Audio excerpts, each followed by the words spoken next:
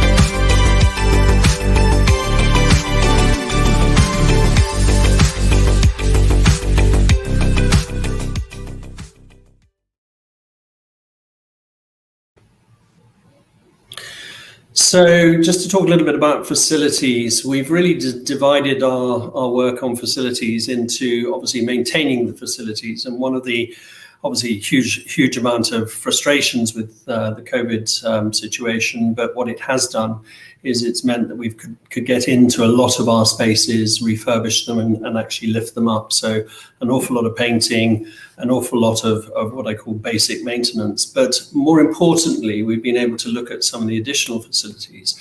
And we're not just looking at it in terms of immediate needs, but we're starting now to look at very much a maturing school. The school numbers, looking at the top end of the school, we're starting to fill those spaces in the top end of the school as these year groups move through. What we're starting to have to do is rationalize our space and to start to look at what our needs are, and we've got to obviously plan ahead for that. So additions of things like gyms, as the children, as I say, the children, the young adults get much older, things like gyms become more important. We've invested, we're not through to create an IT maker space. We're trying to move much more into the territory of robotics, coding, and we need a bigger space for that. So we've created that in the senior school building. Additional classrooms, put in another 4 extra classrooms, extra office space, again, to create space for staff to work. Ceramic labs, instead of relying on the art schools, we've created a bespoke ceramics lab, and we've moved the food technology lab over to be part of the design technology. Now, I'm going to say a little bit more about the sort of future development at the end. But the reality of it is probably the most stark thing is that over the course of last year, to get the right number of kids into the school and to be able to get people face to face, we created 46 extra teaching spaces. All 46 of those spaces are now back to their original function. And I'm sure your children and your young adults, I keep talking about children, probably something to do with my age, I'm sure they will have noticed the difference in the school in terms of it's back to normality. So that's a little bit about facilities. I'm going to say a little bit about how we're operating, because I think it could be a source of confusion. I think a lot of us thought a year and a half, 2 years ago, this would be a 3-week thing and we'd be back to normality very quickly. The reality of it is the journey out is going to be, something that we have to think about very, very carefully. But I think the strategy of what we applied last year is still very, very relevant, which is instead of running headlong into something and then having to undo it, we do things at a stage of the time. And the important thing is to keep the safety at the center of everything. So we're operating 3 macro bubbles as we were last year. Macro bubble 1 is obviously the FS1 to year 2, the ground floor, if you like, of the junior school building. The major difference in macro bubble 1 is, for all intensive purposes, we're allowed the toys back in. So we've had a good opportunity to refurbish all of the playground equipment, the playgrounds itself, but we've actually been able to use toys again. It's quite complicated. We have to move a class in. They use the toys. They use obviously the playground equipment. It is then sanitized. There's a break, and then the next lot come in. So it's fairly complicated sort of timetables, but it's lovely to see the sort of full. It's great to see it not stored in the sports centre. The major difference really between bubble 1 and the next 2 bubbles is that we have obviously the teachers in close proximity to the children. The teachers are allowed to get in amongst the children. Obviously they're wearing face masks and they're wearing visors, but they are actually allowed to be in close proximity with the children. I say that's the teacher. It's also the teaching assistant. What we've done this year is we've also started to introduce some specialist teachers. We have to be incredibly careful with the specialist teachers because obviously they are going from area to area. So 2 meters distancing, and we have to be very, very careful with how we release that. So they are getting some PE, they are getting some music, they are getting some Arabic, which they were really not getting a lot of last year. The next 2 bubbles, which is essentially upstairs in the junior school for years 3 to 6, bubble 2, and then the third bubble, which is bubble 3, which is the rest of the school, is really probably the most different. In reality, we've been allowed to move from 1.5 meter distancing down to 1. On the ground, we're probably still 1.5 meters because we're playing cautious and we can fit the right number of children in the class. So we have that advantage of having the small class sizes and being able to fit in. The really, really important bit is at the moment, we're running with a model that says if somebody's positive in a class, we then contact trace the people immediately around them. That may change. If we find that people are infected beyond that, then the rule will change and we'll have to react accordingly. The critical thing for us is the teachers are 2 meters apart, and that is a very, very important thing because the teachers are having to move between different classes, and that's allowed us, that ability to move from class to class has allowed us the ability to make sure that we can do much, much more. So your young adults, pupils will have come back, your children would have come back and talked about PE being back on the agenda. It's really, really lovely to see the music school completely active again, dance, drama, and that's all face to face. We're not having to dial into a classroom with a group of kids because we don't want to get the teachers in contact. So we have to be careful there. From a point of view of other things, the science labs, the art school, the design labs, IT laboratories, those are all back in play. Again, we have to be very careful because if we move a class into a science lab, that then has to be cleaned. We then move another class in. Now, the positive is that we've run for 2 weeks now. The last set of testing, we had one positive case in the senior school with a pupil who was actually off the campus. So it obviously didn't affect anybody. They were working from home. But the rest of the campus, in terms of teachers and pupils, the first, if you like, checkpoint, we've come back with sort of negative testing. I'm sorry last week with the speed that testing happened in the school. We heard about it on the Sunday morning. We had a meeting Sunday afternoon. Brilliant response. At the start of that, people got their consents back to us very quickly. Saturday was a pretty hairy moment. And I would just simply say to everyone, just to clear up the grey areas, for all intents and purposes, because the result of the test comes back to the parents, you have to load it and we have to have that. I'm looking each week for that to be loaded by Thursday. We had about 25, 30 people chasing 130 late comers who are loading their results on Saturday night. I would rather have fresh teachers rather than grumpy teachers on a Sunday morning with your sons and daughters. So please, let's get that loaded by the Thursday. If there's a problem and the results haven't come through by the Thursday in the next round of testing, we need to know about it Thursday morning so that we can help you sort that out. But I really, 30, 40 members of staff ringing around on a Saturday night is very quickly going to send people's sense of humour in a very, very southerly direction. So support on that would be brilliant, and I know we can get that sorted for next time. I'm just looking at really the criteria. What has shifted a lot is last year, a couple of cases, whole of a macro bubble would close down, and very, very quickly the school closes down. There's a much more pragmatic approach here.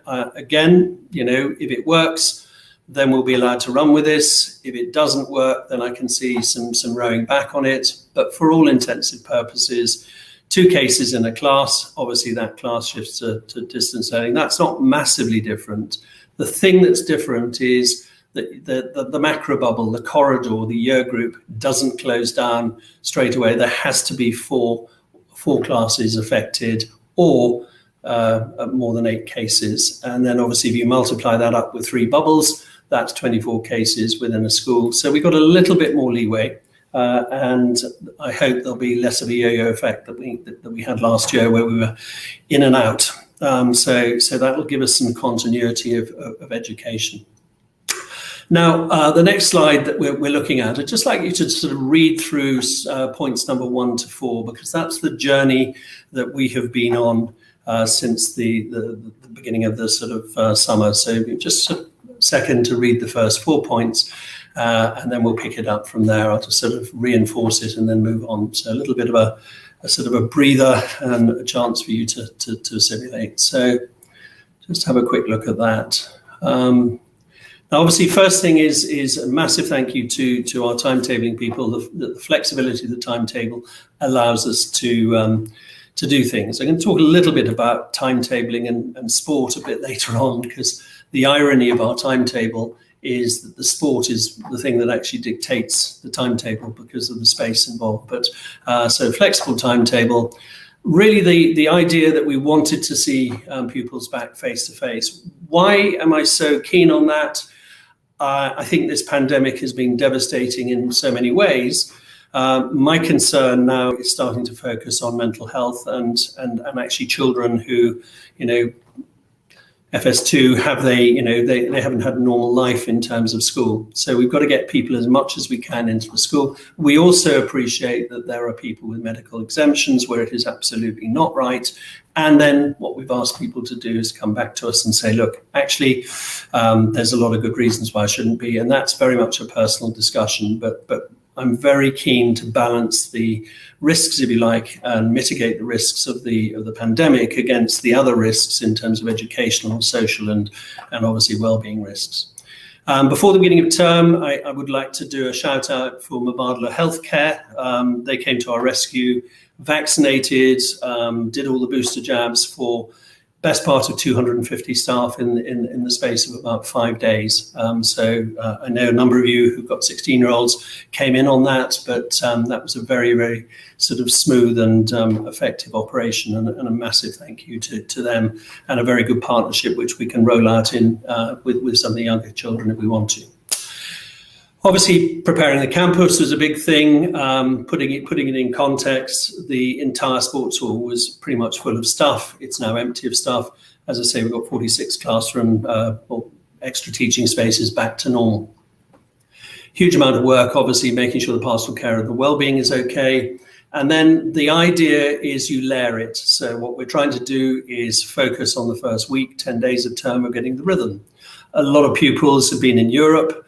Face masks, were they wearing them? What does social distancing mean? And we've had to redefine and reestablish the rhythm. So if it felt like you were coming back to the end of last term, it probably was.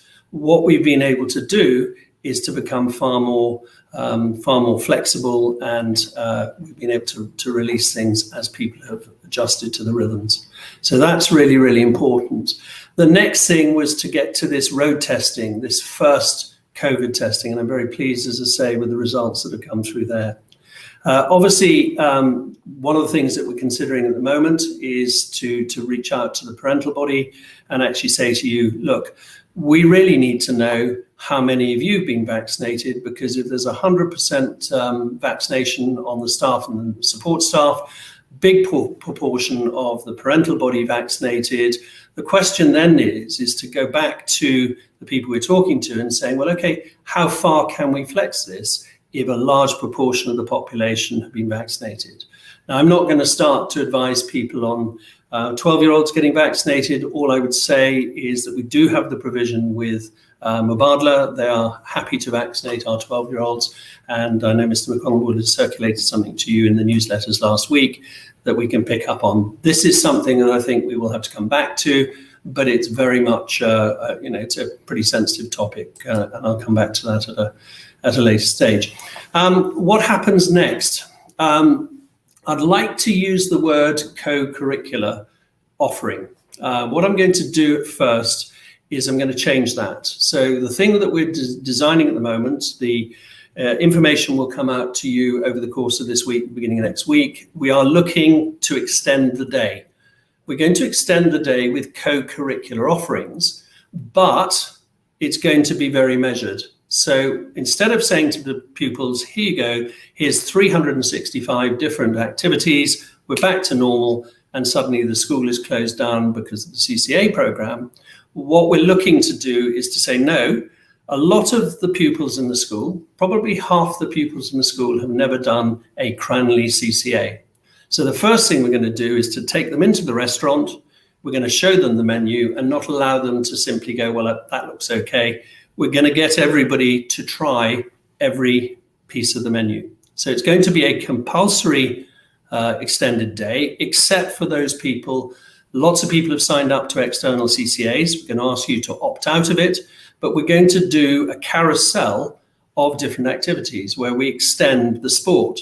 We also look at the IT, we also look at the design technology, the dance, the drama, etc. And the pupils are going to do an extended day. And that's looking to start on Sunday, the 26th. What I would point out at the moment is there's a massive complexity for year 2 and below. The moment I start trying to run a CCA program or an extended day program with the younger children, we're starting to mix them with different teachers. And so that's going to be a little bit slower for the pre-prep. We do have lots of opportunities, and Caroline Mather will probably talk a little bit later about how we think we can extend the day, but we've got to be a little bit more careful there because those children are in very close proximity of one another. The moment you throw them into lots of different teachers, you have a problem. What we've got at the moment is a provision for food, and thank you for your feedback. Pretty slow start with the provider. I think they've reacted very well. We've got pupil bodies looking at the menus and deciding what they like and they don't like. We've got 1 year group who are eating in the dining hall. We're getting them ready to pack lunches in the dining hall. They will be our trial year. That will be the year where we first start to cook and serve. But we want to get them used to the dining room and used to the routines in the dining hall as well. So that'll be another layer that we add. Then we'll look at, after the extended day, if you like, the CCA program that we are making compulsory, then we'll start to look at the sporting provision for things like development squads and elite squads and remedial squads, so that we can start to increase the amount of sport being played. We've got to be careful. If you start to mix year groups, you start to then get into the thing where you might end up with a COVID case, which then crosses different bubbles, and then suddenly we're closed as a school. So we're looking at that as a layer that we start to look at sort of October, sometime around there, possibly run it before half term, see how it goes, and then extend it afterwards. Obviously, as the weather improves, we're going to get them outdoor more. The reason for that is we've got some space. And secondly, obviously, it's safer. It gives us a chance to start to look at the time. So, your sons and daughters will have come and talked about PE. If they're 2.5 meters apart and they're doing strenuous activity, they're allowed to take the face masks off. If they're within a meter of each other, face masks back on. A lot of routine to that. But obviously, once we've got to that stage, then we start to look at music ensembles. Okay, and then do you build that into bands, orchestras? And there's a lot of detail in that. A violin next to a drum, not a problem. A horn instrument next to a clarinet, you've got a problem with children blowing, singing, etc., etc. So you've got all sorts of things to look at, but then we look to add that line. Now, the critical thing is it's a bit like a law case. What we're trying to do is to test out the law, see what works, see what we can do to move forward. And I think if we look at it from the authorities' point of view, that's exactly what they're doing. They're looking at numbers, they're looking at practice on the ground, and they're trying to learn from that practice on the ground and say, okay, so where does this go to? And I think it's a pragmatic approach. I appreciate it's frustrating. A lot of people have been in Europe, face masks are off, but then I'd look at the numbers in some of the parts of Europe, and I look at the numbers here and I start to think, well, actually, we've got to be sensible with our route out of this. So that's a sort of little bit of a soupçon of the way ahead. Now, I'm just going to move on to talk a little bit about where we go now.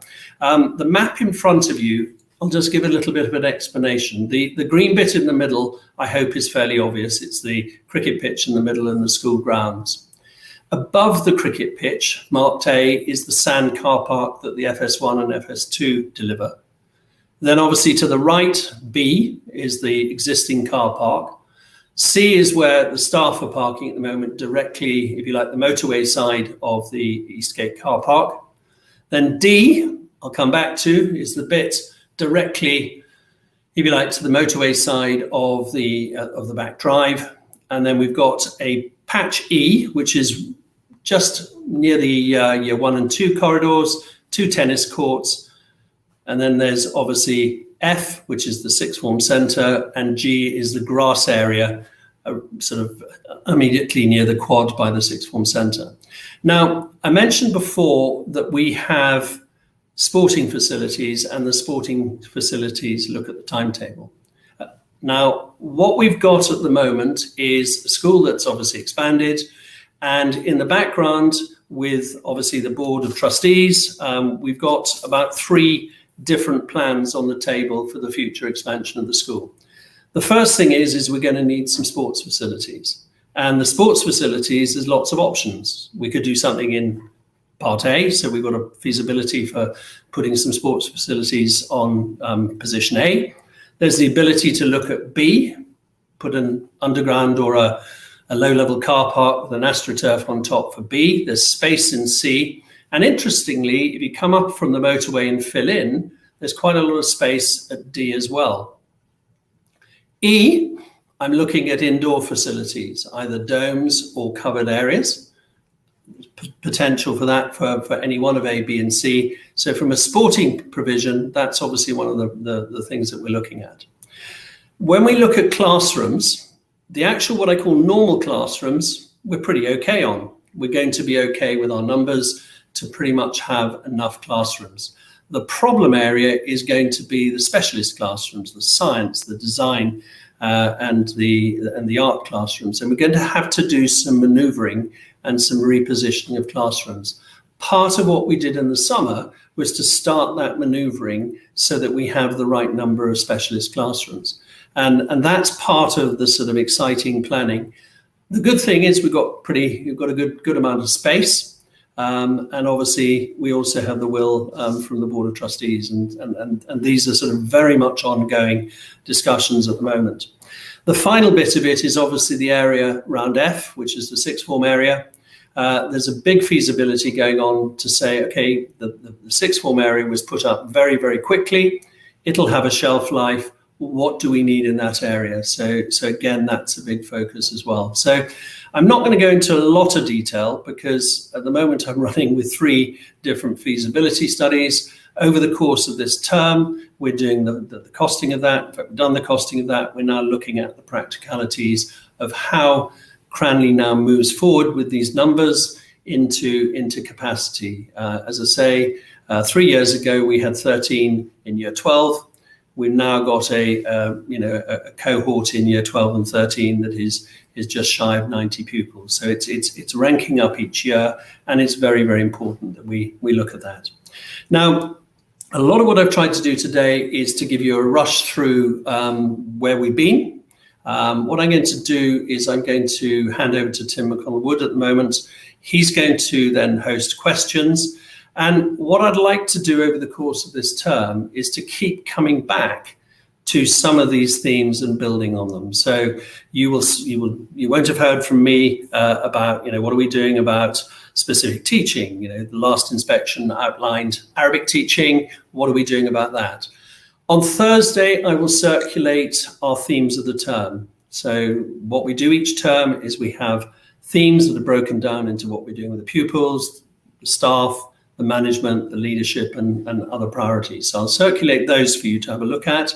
And a bit later, probably early October, we'll pick up on some of those things. What are we trying to achieve? And then we can obviously update you in quite a lot of what I talked about.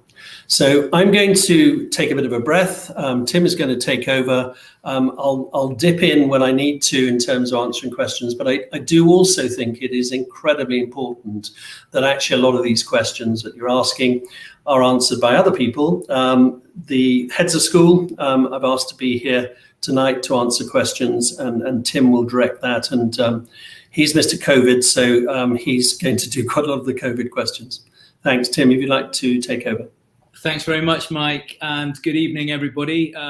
Thank you very much, Mike, for the information there. We're clearly going through a hugely complex period of time at the moment, and I'm sure that a number of you do have questions relating to COVID rules and the guidelines, etc. And whilst nobody's ever actually called me Mr. COVID before, if you like, I'm the keeper of all that information. It's all in here and on the bits of paper that we get sent by ADEC. I think my overview of that aspect of it is that as they have done since March 2019, the authorities have been as much on top of it as they can be. And whilst a lot of the information we get comes across as being very late notice, they are working under very stringent constraints, and ADEC are being very good at communicating with us and discussing issues. And there are a number of issues that I'm currently in discussion with them about. We don't feel this particular guideline is working for schools. Can you help us with this? And so on. So I can assure you, and I've had a number of emails from parents over the last two to 3 weeks about various aspects of the regulations, and we are constantly in discussion with ADEC about it, and they're very willing to listen. I'd like to make that very clear. Please do put any questions that you've got in your comments box, and I've got a team in the background who are collecting those questions, and I will be feeding them out to various people who may well be able to answer them. In the background, I've got Mr. Damien Ward, the head of the senior school. I've got Mr. Adam Gibson, the head of the prep school, and Miss Caroline Mather, head of the pre-prep school. And so, depending on the nature of the question, I'll be bringing them out onto the screen. So I'm going to pick in no particular order. I've got a question here that about CCAs. So I may actually have to answer this myself. It sounds like a staggered pickup times between pre-prep and prep will only expand further. So yes, absolutely. Once we start doing the extended program, there will be a bigger spread of time. My FS2 son waits almost an hour for a taxi for my year 3 daughter already. Can any accommodation be made for those with staggered pickups as the weather cools, e.g. access to playgrounds, etc.? I can't give you an immediate answer to that in terms of access to playgrounds and stuff. Supervision is not an issue, but crossing bubbles and so on is potentially an issue, and we have to be very careful with that.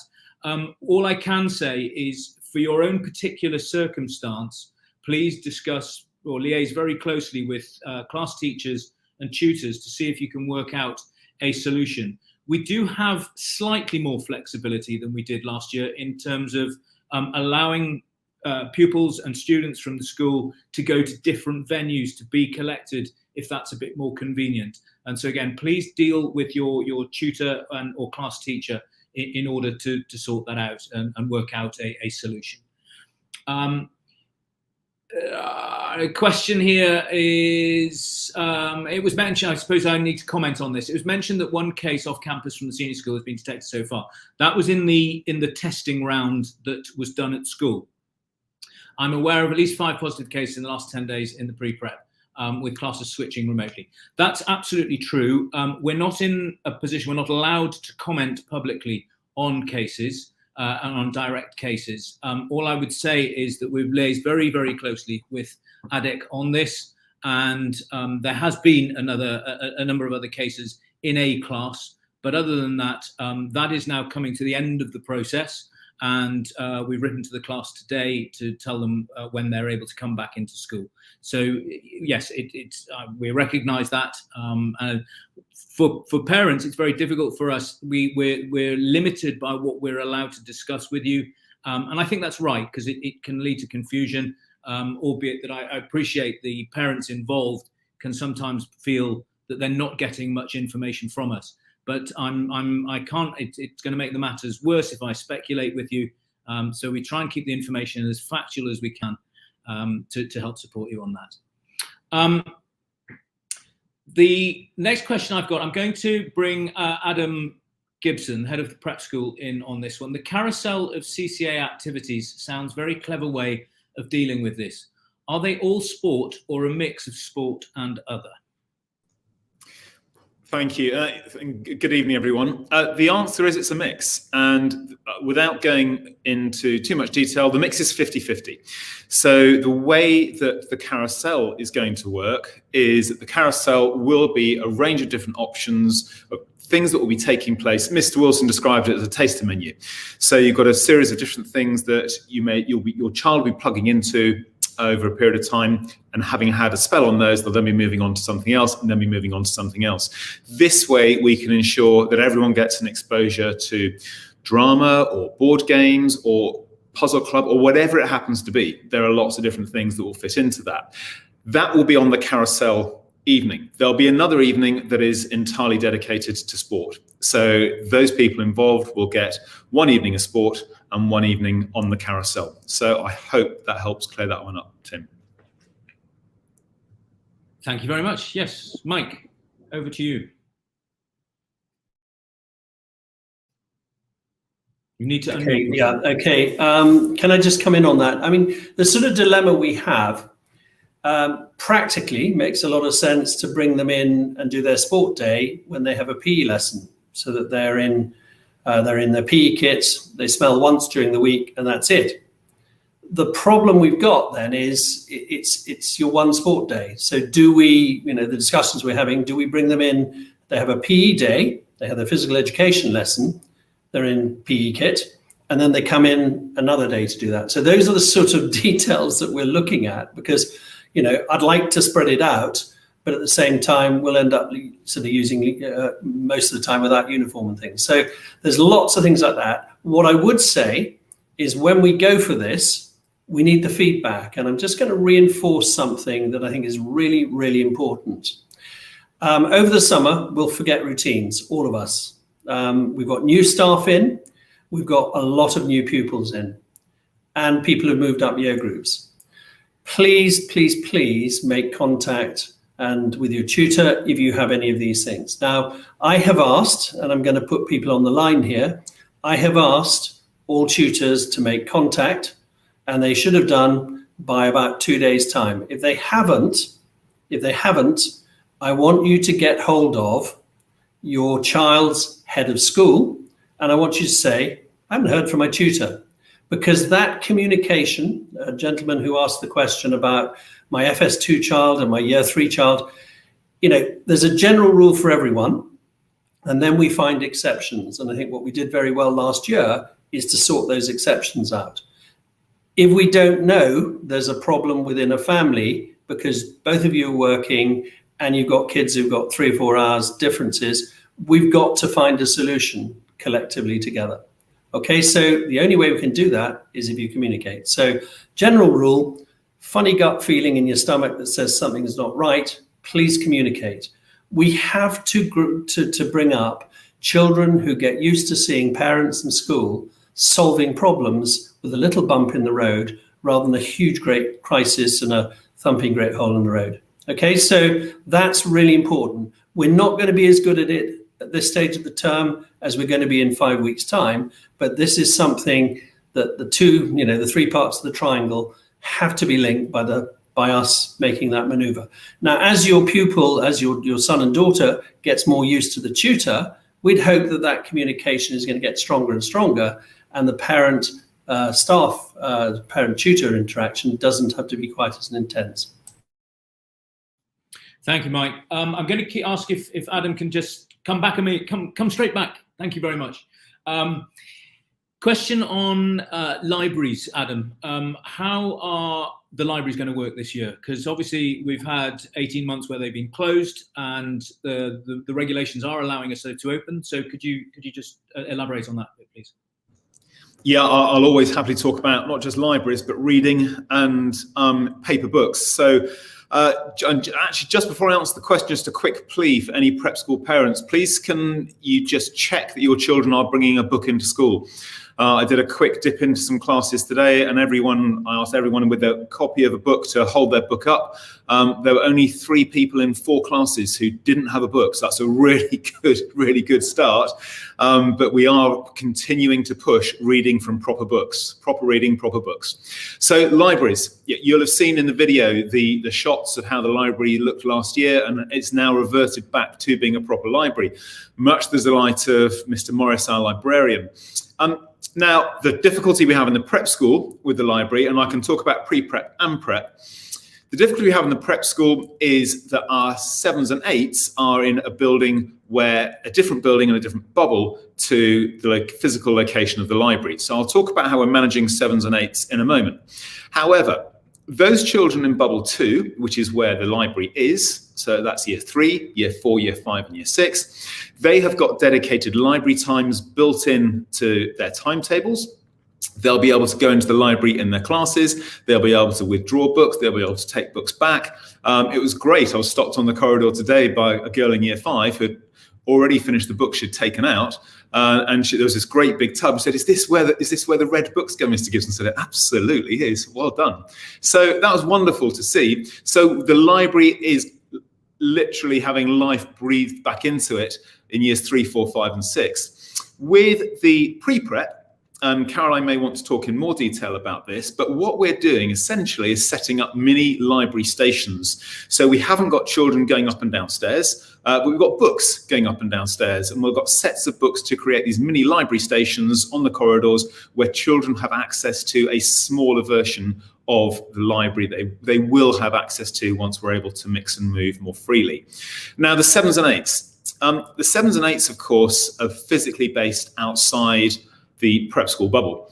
And at the moment, the senior school library isn't at the same stage of being up and running at quite the same pace. So what we're going to do is we're going to set up a book your book scheme. So children will have access to the catalogues. They'll be able to request the book that they would like to be reading, and those books will then be provided to the classes, to the tutor groups, again, by a librarian who's able to move across the bubbles. So we're really keen to make sure that we are able to get physical, paper, proper books into children's hands. We've got all sorts of things planned to boost reading later on. So I apologise, the senior library is open. Sorry, that's an update that has just come to me. The senior library is open. Things are moving quickly.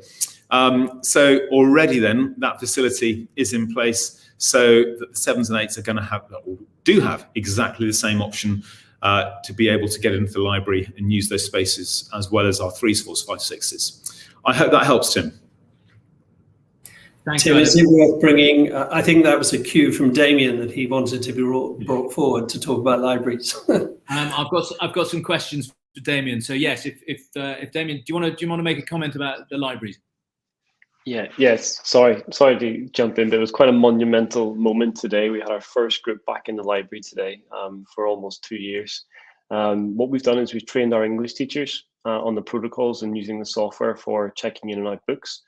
And we will be booking in one lesson with the English teachers per week, per class, so they get a chance to go into the library, browse, take a book, read a book in the library, and then obviously the following week to do the same thing. So it was quite monumental. It was kind of groundbreaking moment. I was there and said a few words as the kids came in. It was quite nice.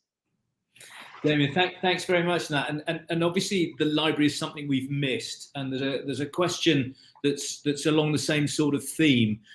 What's the approach of the school to identifying and addressing any learning gaps that have been missed or have arisen due to the pandemic?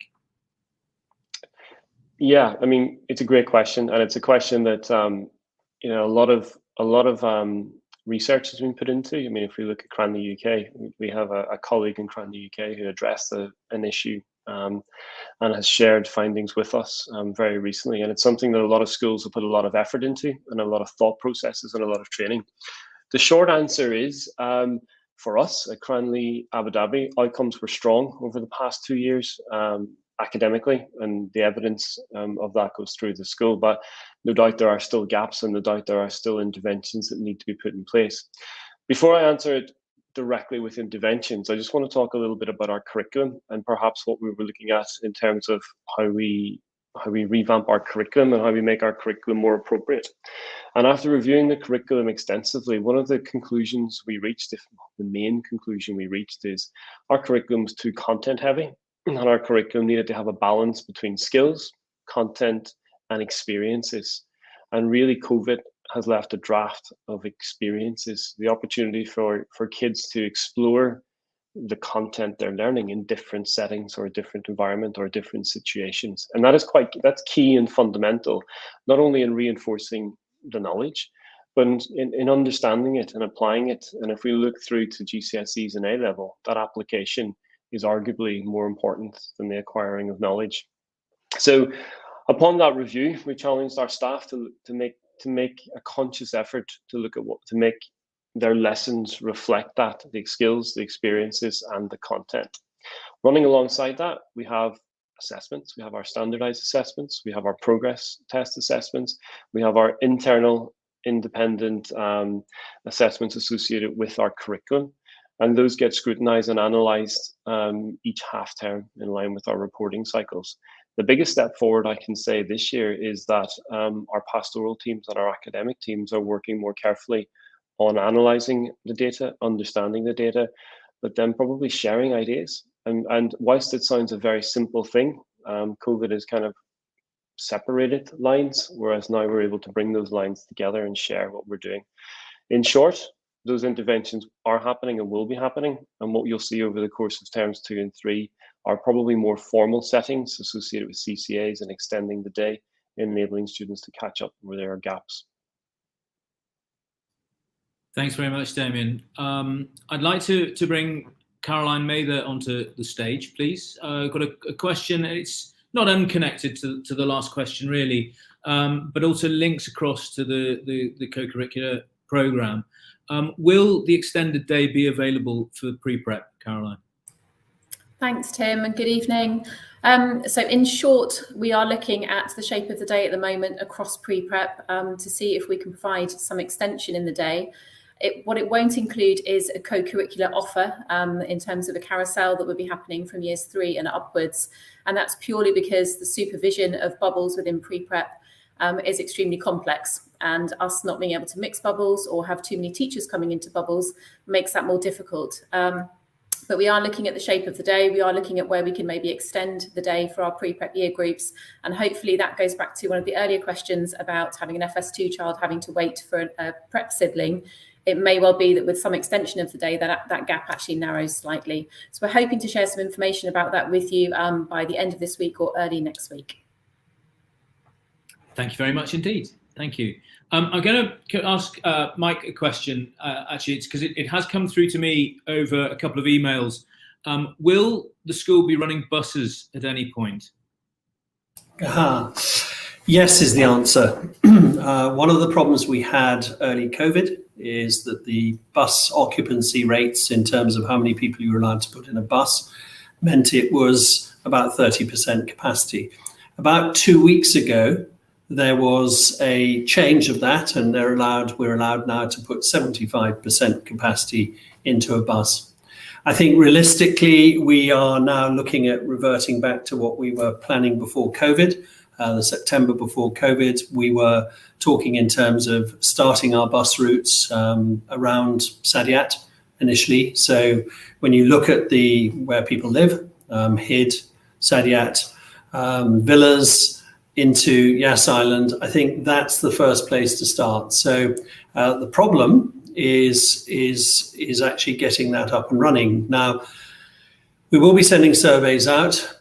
What I want to do with the surveys is please be honest. I've done this in the past. I've set up a survey. Lots of people want buses until you have to sign up on the dotted line, and suddenly the sort of demand goes. But we need to do that. I mean, we've got 1,600, potentially 1,600 pupils coming onto campus each day.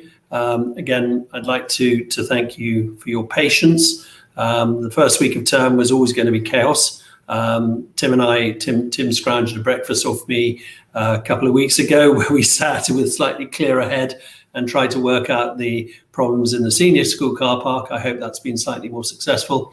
I've got news for you. In about a week's time, it's going to be thrown in the air with CCAs, and it's probably going to be chaos again, but he'll get another breakfast and we'll sort it out again.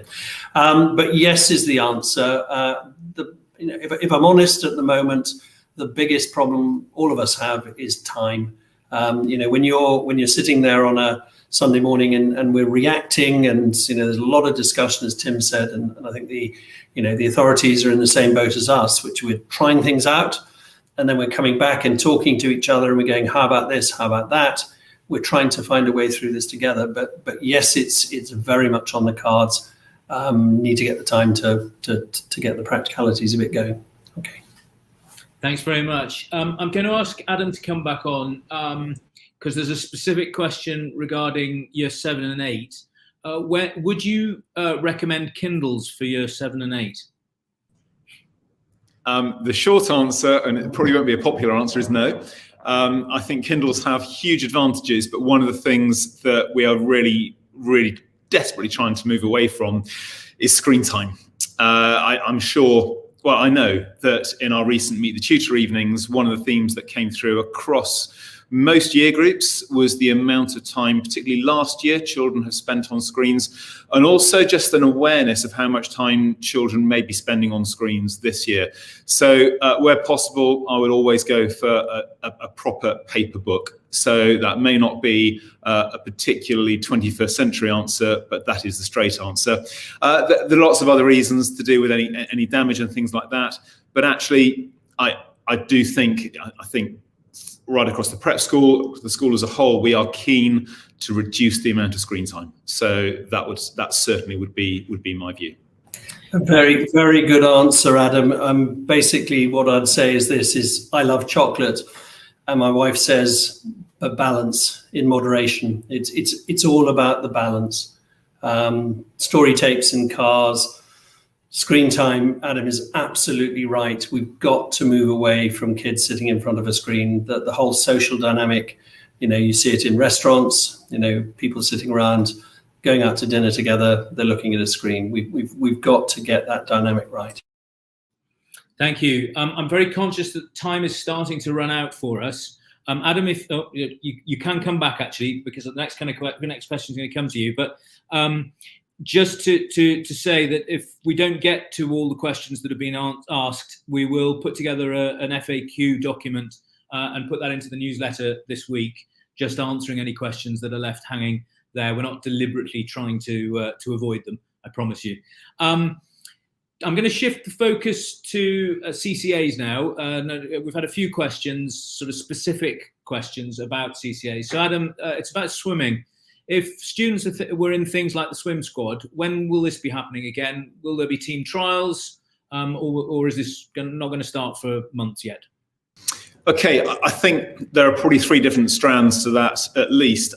First of all, for those people who are newer to Cranleigh, just to remind people, CCAs, it's co-curricular activities. So it's the extension of the day, it's the enrichment, which is fundamental to Cranleigh's ethos, whether it's in Abu Dhabi, the UK, or elsewhere. And it's through those activities where you see children taking on new opportunities, trying new things, teachers working with children in different ways. They're invaluable. So squads, rather than just talking about swim squads, I'll talk about squads specifically. Squads will be reintroduced by the PE department when the time is right, and the likely time for that is going to be when we know we've got a date to be working towards for competitive events.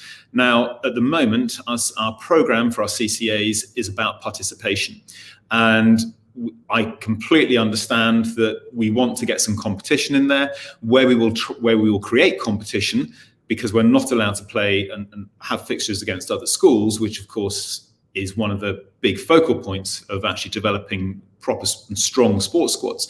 We'll be looking at things like house events as platforms for that sporting participation and sporting competition. But as I say, at the moment, the priority is participation.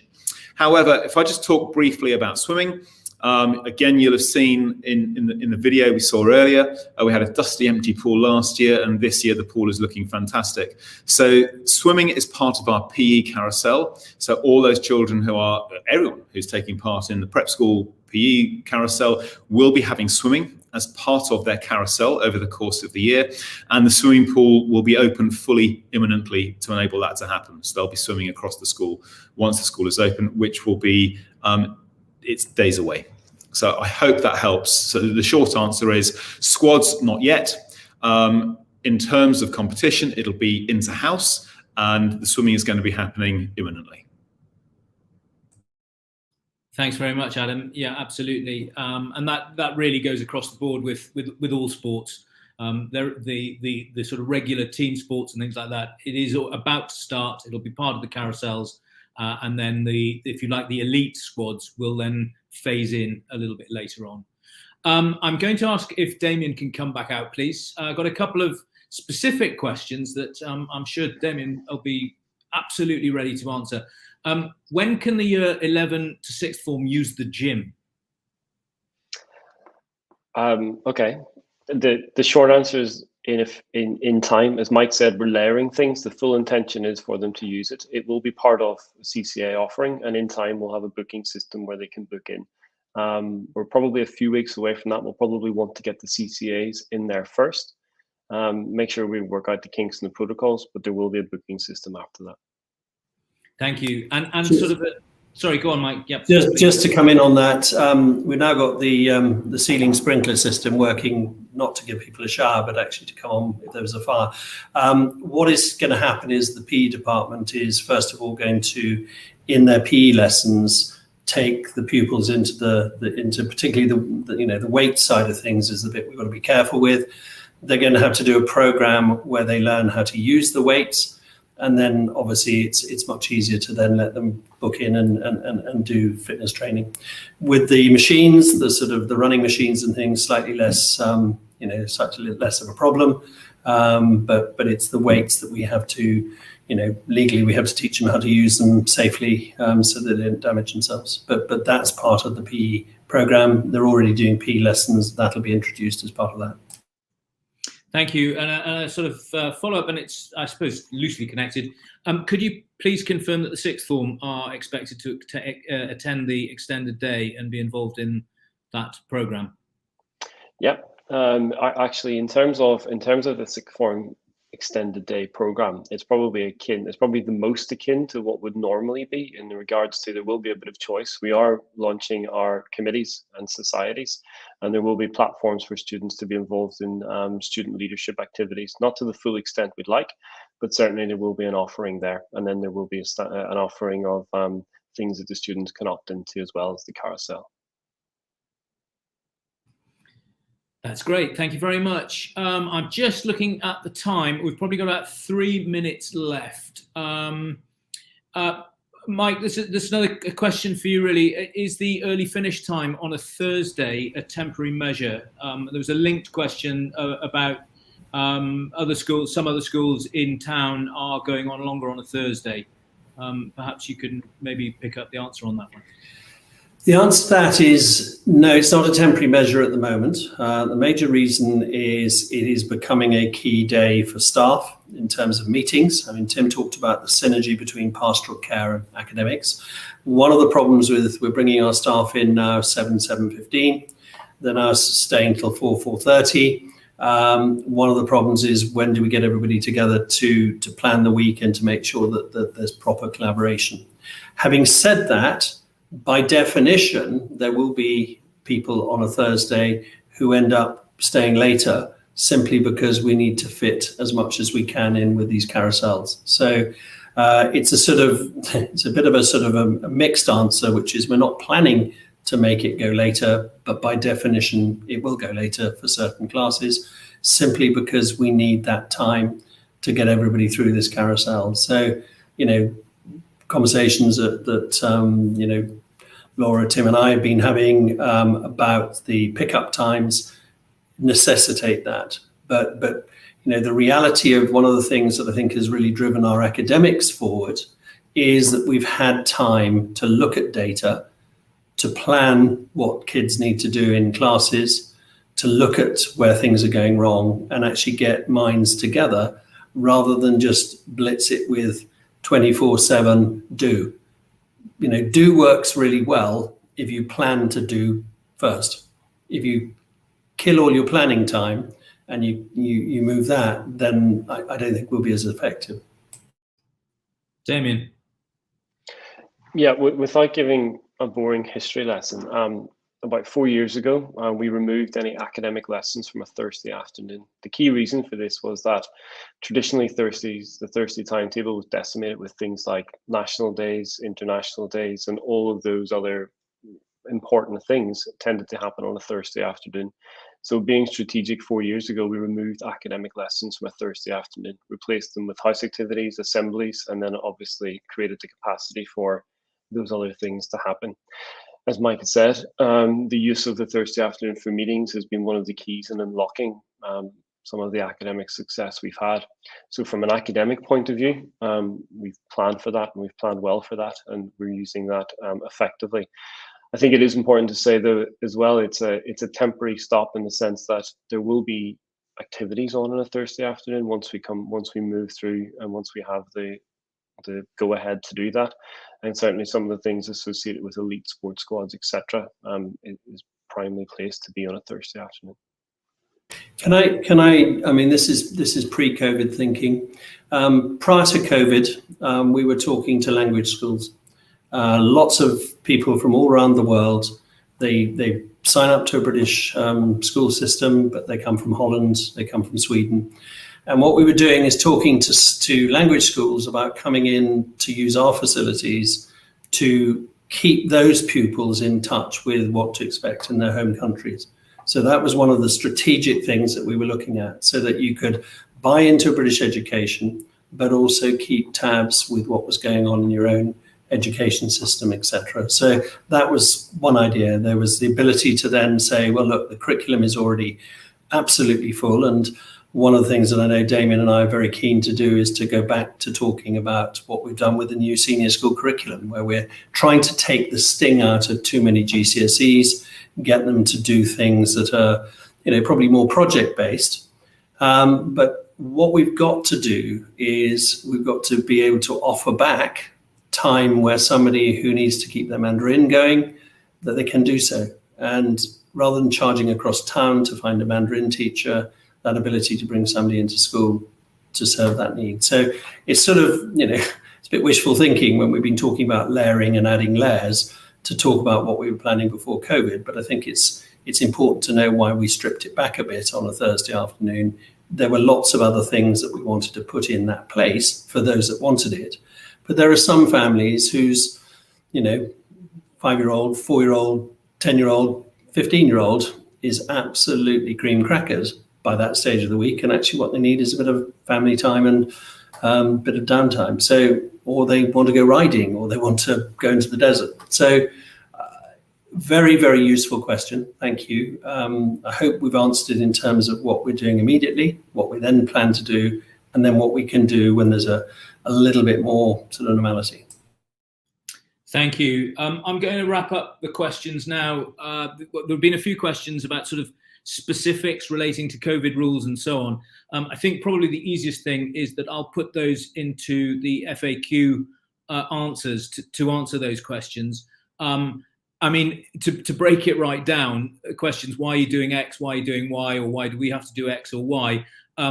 When it comes down to it, because those are the rules. And if they seem odd or absurd, we are taking it up with the authorities, but there are reasons why the authorities are making those rules. I suppose the one area I would like to talk about very briefly is the situation relating to vaccinations and PCR testing, because the rules there are a little bit unclear. As it stands at the minute, once a student or a pupil, a child, crosses their 12th birthday or has their 12th birthday, they then have to go immediately onto a 7-day PCR testing cycle until they are completely vaccinated. I've had a discussion with ADEC today to discuss that, because I don't think that there's a certain illogicality about that, and so I'm discussing that with ADEC. But fundamentally, what we will do for you as we come to the end of this September, which has been effectively a grace period in terms of testing, we'll be sending out information to you so you're aware of where you stand in terms of PCR testing. And we talked a bit about that earlier. But the other questions, you've made a few points, comments rather than questions, but fundamentally, all the things that we're doing have to go within the guidelines. So somebody's asked about the school cafe reopening. We can't use the school cafe because we have to have 1 meter social distancing, and you can't really have 1 meter social distancing around the cafe without break being about 3 hours long. So it's just not feasible to open the cafe at the minute with the rules as they are. So it's things like that. I will put some answers for you, and hopefully you'll find those helpful. I'm going to cut it there because we've gone just over the hour. I'm going to hand back to Mike to sum up and finish off. Thank you all very much for your attention, and it's been great having you with us. Thank you. Thank you, Tim and the team, but also thank you, parents, for attending. I think the critical thing and the most important thing to pick from today is conversation. There's a lot of things that on the surface look a fairly easy solution. There are complexities, and as I say, it's a bit like case law. There's a whole series of scenarios. test it out in a court of law, then it's easier because you know where the ground is. And that's really what we're trying to do. And I think it's an incredibly complex situation. What I would say is, one of the things that COVID has done is it's pushed the education systems and the regulators very closely together. We're incredibly lucky with who we have on our boards in terms of who we can get hold of to talk to about things. But the most important thing is dialogue. So don't sit there and go get very, very frustrated about something. Ring, and I'll probably get frustrated with you. But get hold of us, get hold of tutors, get hold of heads of year group, and we'll try and do that. Now, the biggest problem at the moment is time and day. As I say, as I said in my newsletter, quite a lot of beginning of term was actually just us seeing, we were sucking it and seeing it, and fundamentally, we've just got to learn from that. So thank you for your support and for your time this evening. I hope that's useful. We will circulate further discussion points over the course of the term, so we can pick up on slightly more specific that we can drill down on. So thank you.